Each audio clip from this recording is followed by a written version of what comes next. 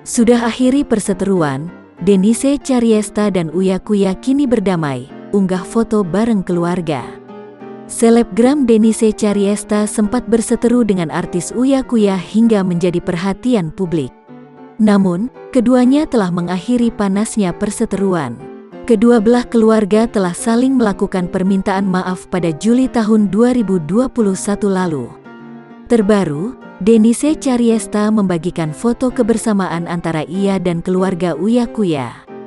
Pada foto itu, tampak pula istri Uya, Astrid, dan anaknya, Cinta Kuya. Denise pun tidak sendiri, ia ditemani 3 orang lain yang diduga adalah keluarganya.